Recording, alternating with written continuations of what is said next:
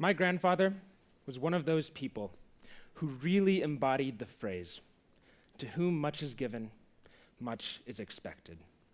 Now, he had an amazing life, and he took it upon himself to give back to those who really needed it. Now, Papa Jack taught me both through his words and his actions that showing others love gives them resiliency. And it was these ideals that he passed on to me that inspired me to join a certain organization my freshman year at MIT. And this organization was bursting with love. I wanted to share my own personal spice with this magical place, Camp Kesem. So as a bit of background first, I am a counselor at Camp Kesem, which is a summer camp for children aged 6 to 18 whose parents have been affected by cancer. Now, these kids have to grow up before normal kids should, whether it's driving your dad to chemo or having to put every single meal on the table for your younger sister because your mom passed away. But this camp is pretty similar to any other summer camp you might be able to imagine. As a camper, the second you step off that bus, you run in slow motion through a tunnel of counselors towards the sunlight. Ahead of you is all of the regular camp things to look forward to.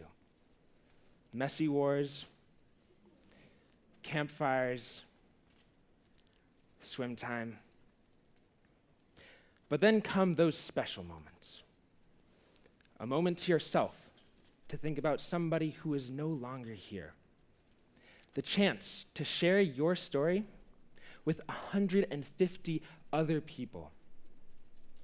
The touch of a new best friend who changed your life in unspeakable ways in just 5 days. It is climbing to the top of the rock wall because, by God, you have been in scarier places before. Here, it is easy to laugh when it's hard to smile. Now, this is the experience that changed my life, but it is just one of infinite settings to give and receive love. The stories of the following 3 children and a final story about myself may give you a glimpse into what I'm talking about. Love gives resiliency. My sophomore year, I was a development coordinator, which means that I was one of the people in charge of raising over $140,000 so that camp could be completely free for our campers. That same year, I was a counselor for the 6 to 8-year-olds, and I was especially close with one of my campers, dodgeball. Now, as you might have guessed, dodgeball is a ball of energy, known most notably and somewhat regrettably for his pieing abilities. But on one of the last days, he came up to me and he asked me how much his mom pays to send his brothers and him to camp. I responded immediately by letting him know that it's completely free. Well, then how much do you guys have to raise for all of us? I tried to brush the question aside by saying, oh, it's a lot, but absolutely worth it. And Dodgeball, with his bright eyes and slightly misaligned teeth, looked up at me and said, wow, you guys must love us a lot. This 7-year-old, for whom a major part of his life thus far had been his mom's cancer, knew what it meant to be loved. And he took this love, and it gave him strength to just be a kid again. Love gives resiliency. This past year, I got to work a lot with a camper named Minty. Minty is a 12-year-old girl who can talk your head off about anything under the sun. I remember having a conversation with her about jellyfish for 30 minutes. I mean, there was no way that this girl could have been shy or reserved outside of camp. In fact, last year I went to one of her choir performances, and this girl was belting it. But then, this past September, she handed me a note addressed to several counselors and myself. I just wanted to personally say to each of you, thanks for making my first year the best year I got a lot more confident because of you guys, so thank all of you so much.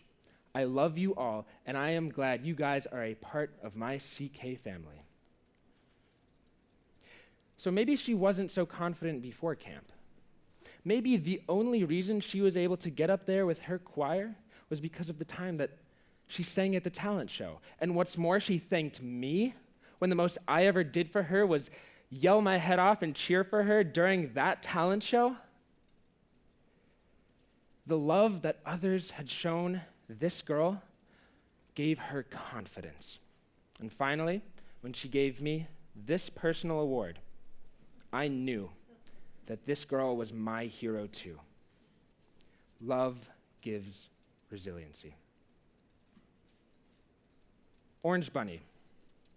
Orange Bunny is a 19-year-old Camp Kesem graduate as of August, and I could not be more proud of her.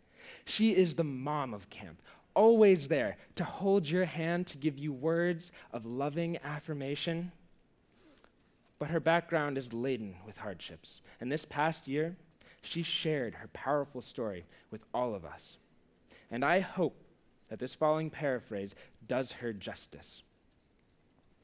It begins in China, where she was left on the steps of an orphanage. She had no words for the emotions that she felt. She just knew that they hurt. And when she was 7, she was diagnosed with learning disabilities. The emotions that she couldn't name grew even stronger.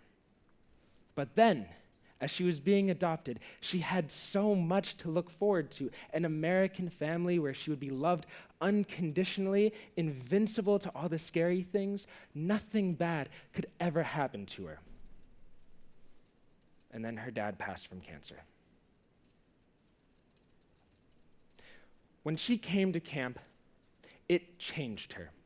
It gave her hope and resolution and passion. So much so that she spent the entire next year working in a restaurant kitchen, saving up money.